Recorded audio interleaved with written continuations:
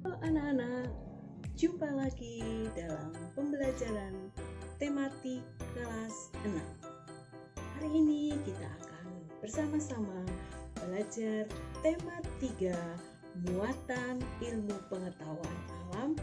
Yang akan kita bahas hari ini adalah tentang tata surya. Siap mengikuti pembelajaran hari ini?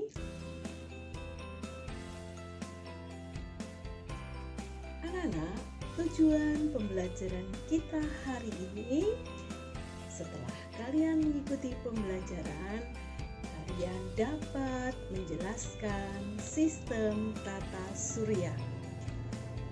Tujuan yang kedua adalah dapat mengidentifikasikan matahari sebagai pusat tata surya. Anak-anak, jadi hari ini kita akan bersama-sama membahas apa itu tata surya. Ada yang sudah tahu apa yang dimaksud dengan tata surya? Iya, banyak yang sudah tahu. Tata surya adalah kumpulan benda-benda langit yang berputar mengelilingi matahari. Jadi semua benda langit itu berputar mengelilingi matahari. Benda-benda langit itu apa saja? Tadi dikatakan bahwa benda-benda langit itu berputar mengelilingi matahari. Nah, berarti tata surya itu terdiri dari apa saja? Yang pertama pastinya adalah matahari. Lalu ada bulan, ada asteroid, ada komet, ada meteorit, lalu planet, dan satelit. Nanti kita akan bahas bersama-sama satu persatu dari tata surya itu atau anggota dari tata surya itu. Kita sekarang akan melihat dulu bahwa tata surya kita itu terletak di dalam suatu galaksi, yaitu yang disebut dengan galaksi Bima Sakti atau disebut galaksi Milky Way. Nah, jadi tata surya kita ini berada dalam suatu galaksi yang disebut dengan galaksi Bima Sakti. Nah, kita sekarang akan melihat matahari yang setiap hari menyinari bumi kita. Kita rasakan kegunaannya banyak sekali bagi kehidupan makhluk hidup dan kehidupan manusia. Nah, matahari ini adalah anak-anak pusat dari tata surya. Jadi, pusat dari tata surya kita ini adalah matahari. Kita lihat gambarnya bagaimana cahaya matahari, bagaimana panasnya matahari. Kalau kita melihat tadi matahari sebagai pusat tata surya, maka semua benda langit berputar mengelilingi matahari. Mengapa semua benda langit yang tadi kita sebutkan di depan berputar mengelilingi matahari? Ya, karena matahari merupakan objek terbesar dalam sistem tata surya, sehingga matahari ini memiliki gaya gravitasi yang terbesar yang mengakibatkan semua benda langit berputar mengelilingi matahari. Jelas anak-anak? Kenapa matahari sebagai pusat tata surya? Kenapa semua benda langit berputar mengelilingi matahari? Jelas ya? Anak-anak, kalau kita lihat tadi matahari sebagai pusat tata surya, nah memiliki gaya gravitasi yang terbesar. Nah, besar gaya gravitasi matahari itu adalah 28 kali besar daripada gaya gravitasi bumi. Jadi 28 kalinya gravitasi bumi. Matahari ukurannya itu 110 kali lebih besar daripada bumi. Jadi 110 kali dari bumi kita ini ukuran matahari. Jadi sangat besar ya anak-anak ya.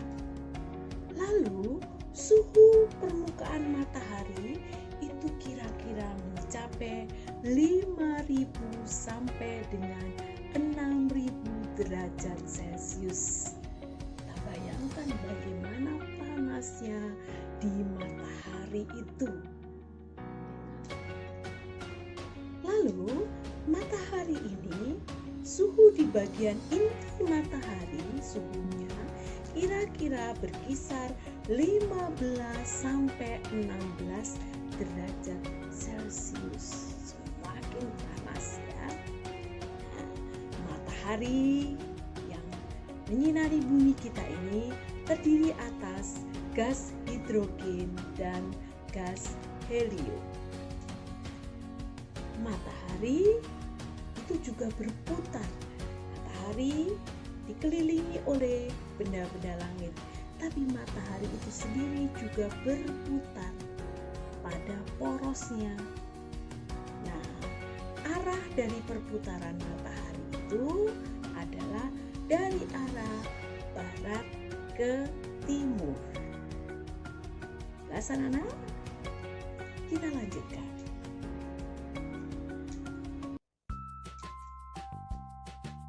Setiap planet dalam tata surya itu berada pada garis edar yang berbentuk elips yang disebut orbit. Nah, kita lihat di gambarnya bahwa semua planet dalam tata surya itu berputar, beredar, berbentuk elips semua. Nah, itu disebut dengan orbit.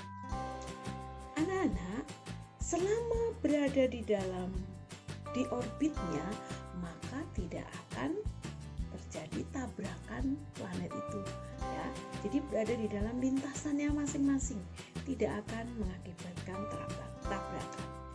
Nah, jumlah planet itu dalam sistem tata surya ada 8 planet. Kita lihat di situ 8 planet berputar pada orbitnya yang berbentuk elips.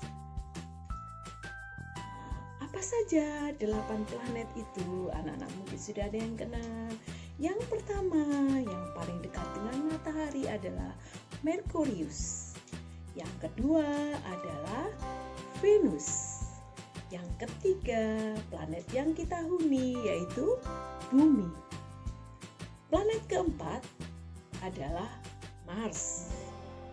Lalu planet yang kelima adalah planet Jupiter. Dari bentuknya sudah kelihatan paling besar. Lalu planet berikutnya adalah planet Saturnus, memiliki cincin. Nanti dalam pembelajaran berikutnya akan kita perdalam.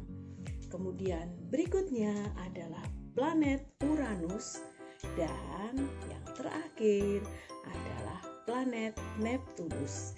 Itulah 8 planet yang berada dalam tata surya. Merkurius, Venus, Bumi, Mars, Jupiter, Saturnus, Uranus, dan Neptunus.